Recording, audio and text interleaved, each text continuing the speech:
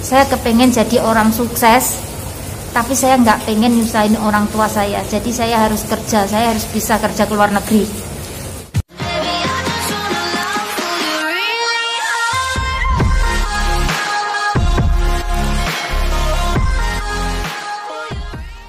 Assalamualaikum warahmatullahi wabarakatuh. Welcome back to my YouTube channel Asih Ngawi. Apa kabar sahabat cinta dimanapun kalian berada? Di video kali ini saya mau sharing pengalaman saya ya, yaitu pengalaman tentang pertama kali saya masuk Singapura dan saya nggak bisa berbahasa Inggris. Simak terus ya teman-teman. Check it out. Nah teman-teman, dulu saya itu masuk di Singapura kan tahun 2005. Nah waktu itu sebelum saya terbang ke Singapura, otomatis kita kan belajar dulu di PT ya. Tapi waktu itu prosesnya sangat mudah, nggak seperti saat ini. Kalau dulu waktu di tahun 2005 itu nggak ada fingerprint ini ya, kayak gini nggak ada ya. Nah yang dulu itu prosesnya sangat mudah dan cepat terbang. Dulu saya berada dari PT Jakarta ya, karena dulu di kampung saya itu nggak ada PT, jadi saya langsung ke PT Jakarta. Nah di sana saya itu cuma 1 bulan, di PT itu saya cuma 1 bulan. Nah ceritanya dalam waktu 1 bulan otomatis kan bahasa Inggris kan belum bisa menguasai. Nah tapi selepas sampai di Singapura dan saya mendapatkan majikan Cina ya. Nah di situ job saya itu momong anak. Job saya momong anak yaitu 0 kecil dan SD kelas 2. Jadi job saya momong 2 anak. Nah ceritanya lucu banget teman-teman. Waktu momonganku yang kecil itu, yang kelas TK itu, dia bilang apa ya? Dia tanya sama saya. Dia tanya, mau tanya apa kayak gitu. Terus saya itu jawabnya cuma kadang yes, kadang no. Orang saya tuh kan nggak paham, saya kan nggak paham kan bahasa Inggris, dia ngomong apa saya nggak paham. Orang saya baru pertama kali kerja ke Singapura, otomatis kan nggak ngerti bahasa Inggris kan. Tapi di sini alhamdulillah majikan saya bisa menerima saya, karena yang terpenting di rumah majikan yang pertama ini adalah kerja. Yang terpenting di sana saya bisa kerja, bisa jaga 2 anaknya itu. Soal bahasa nanti mengikuti kayak gitu. Jadi ya alhamdulillah ya teman-teman. Di situ saya dalam waktu 6 sampai 7 bulan alhamdulillah bahasa Inggris saya sudah bisa mengikuti, sudah berjalan dengan lancar. Karena apa? Karena job saya kan ngomong anak. Di sini otomatis seorang yang namanya anak kan selalunya ngomong terus. Jadi, nah dari situ saya itu langsung bisa belajar bahasa Inggris dari ngomongan saya tadi, kayak gitu ceritanya.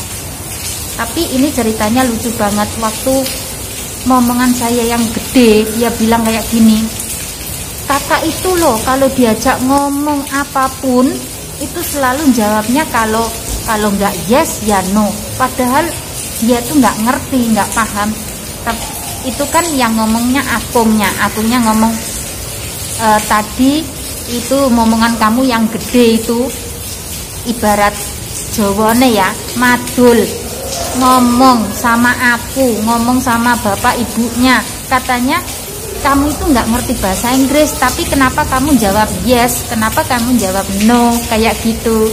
Nah di situ ya pengalaman saya yang gimana ya, pokoknya benar-benar saya itu takut kalau dipulangin kan, soalnya saya nggak bisa ngomong, nggak bisa ngomong dengan keluarga majikan. Dia padahal keluarga majikan tiap hari kan, ya bayangin teman-teman, kita bekerja di rumah majikan, terus otomatis kita tiap hari kan selalu ada komunikasi, ada hal-hal yang ingin ditanyakan.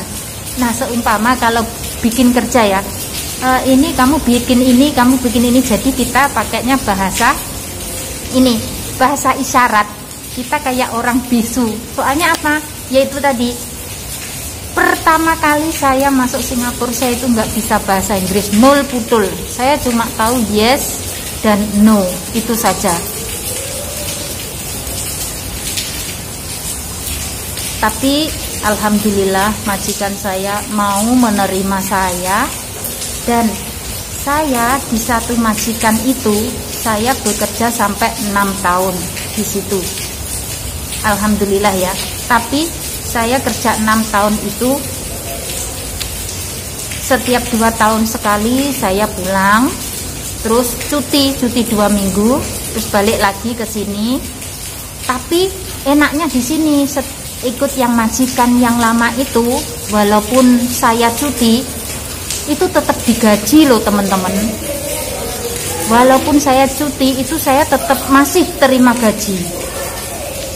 Udah uang tiket dibelikan, terus ada kelebihan bagasi itu loh, di bandara itu loh, dibayari sama bos saya yang cewek.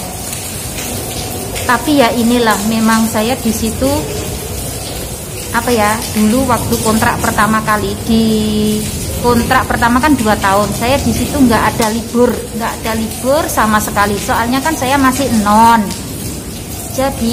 jadi di situ saya nggak ada libur kayak gitu. Tapi alhamdulillah ya, di situ enak banget, makan tercukupi, tidur juga tercukupi. Pokoknya makanan itu enak-enak. Pokoknya apapun yang majikan makan, saya itu juga dikasih. Seumpama majikan makan durian, saya juga dikasih durian. Majikan makan es krim, saya juga dikasih es krim. Jadi majikan saya yang pertama itu memang begini loh teman-teman, nggak membedakan. Walaupun saya itu statusnya sebagai pembantu, tapi mereka ini sangat menghargai saya. Dulu saya di sini 6 tahun itu saya kan belum nikah, jadi mereka panggil saya itu kakak kayak gitu. Tapi best banget, majikan saya yang pertama memang saya acungi jempol, best. Terus saya juga diajak liburan ke Malaysia. Saya diajak liburan ke Malaysia itu ke Penang, terus ke Cameroon. Nah di sana itu nginep 1 minggu ya teman-teman. Itu makan tidur kita nggak dibeda-bedakan. Kita tidur pun satu kamar dengan majikan di hotel. Ya Allah ya Rabbi, bayangin teman-teman ya. Tapi ya itu tadi, kalau jadi TKW itu kuncinya itu harus sabar. Pertama kali itu harus sabar. Karena apa? Karena di situ kita diuji mental. Kita itu kuat apa enggak. Memang di situ saya banyak ujian. Yang pertama kali itu banyak ujian ya. Saya di situ diuji. Kadang ini kerjaan ini salah, kerjaan itu salah, kerjaan ini salah, kerjaan itu salah. Nah, tapi alhamdulillah saya bisa melewatinya. Semua itu saya bisa melewatinya. Padahal dalam waktu 1 tahun ya, saya itu sudah telepon ke ibu saya yang di Indonesia, yang di kampung. Saya itu minta pulang. Saya nggak mau kerja. Karena apa? Job saya selain ngomong anak, saya itu juga ngerawat orang jompo. Saya ngerawat sama kayak gitu. Tapi alhamdulillah ya, majikan saya akhirnya bisa menerima saya, dan saya akhirnya bertahan sampai 6 tahun di satu majikan itu. Terus setiap 2 tahun sekali saya pulang itu ya masih dibelikan tiket. Yang paling enaknya itu di sini, saya itu ngomong apa adanya ya. Di pesawat itu loh teman-teman, saya itu dikasih makan enak di pesawat itu. memang benar-benar begini majikan saya yang pertama. Di pesawat itu saya dibelikan makan, makannya juga sama kayak turis-turis kayak gitu. Itu selama 3 tahun saya pulang ke Indonesia.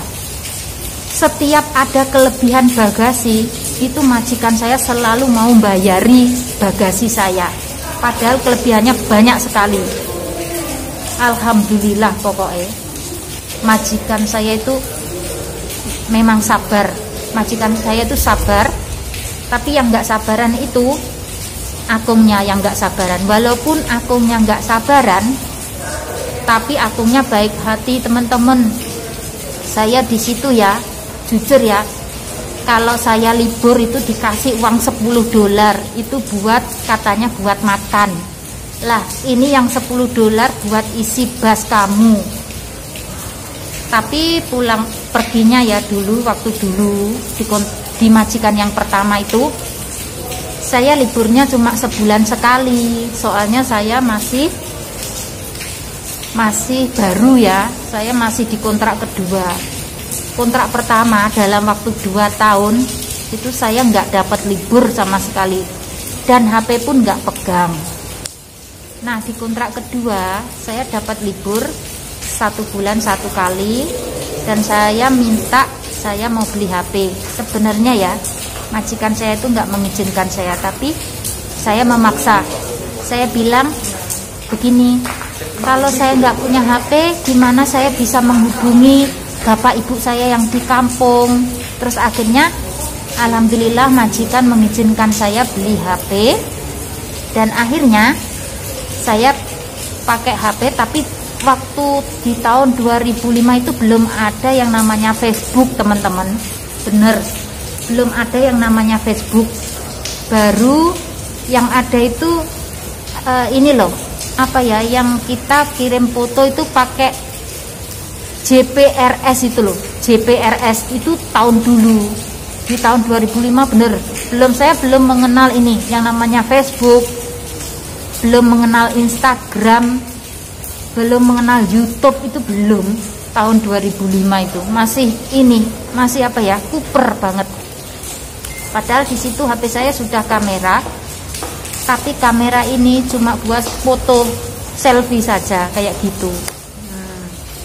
Nah, selepas itu ya teman-teman, alhamdulillah kan saya sudah beli HP, otomatis saya sudah bisa telepon ke Indonesia. Di situ boros sekali, teman-teman. Saya itu 1 bulan beli top up itu kadang 4 kali, kadang 3 kali, boros banget. Yang Happy One to Egg itu kan nggak ada internet. Orang tahun 2005 memang nggak ada internet kayak gitu. Jadi ya nggak apa-apa, orang saya kan mau menghubungi ibu saya, mau menghubungi bapak saya kayak gitu, jadi ya nggak apa-apa ya. Nah, selepas saya punya HP sendiri kan, jadi saya semakin boros, kesannya jadi makin boros, bener, makin boros. Dulu waktu saya belum pegang HP itu nggak boros, tapi setelah pegang HP itu borosnya minta ampun. Soalnya yaitu tadi nggak ada internet, belum ada internet. Tapi zaman sekarang kan sudah musim internet ya, jadi lebih murah kayak gitu ya teman-teman. Nah, itu tadi ya teman-teman, sharing saya tentang pertama kali masuk Singapura dan nggak bisa bahasa Inggris.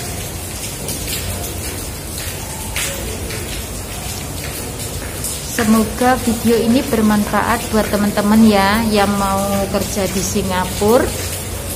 Pokoknya jangan pernah takut, pokoknya tetap semangat buat kalian semua, teman-temanku seperjuangan yang masih ada di Indonesia ya. Jangan lupa berdoa, selalu berdoa pokoknya ya. Insya Allah kalau niat kalian tulus, niat kalian ingin menjadi orang sukses, pokoknya harus yakin ya, yakin kalau kalian itu bisa. Dulu saya pun juga begitu, saya kepengen jadi orang sukses, tapi saya nggak pengen nyusahin orang tua saya, jadi saya harus kerja, saya harus bisa kerja ke luar negeri kayak gitu. Ya udah teman-teman, sekian video dari saya. Wassalamualaikum warahmatullahi wabarakatuh.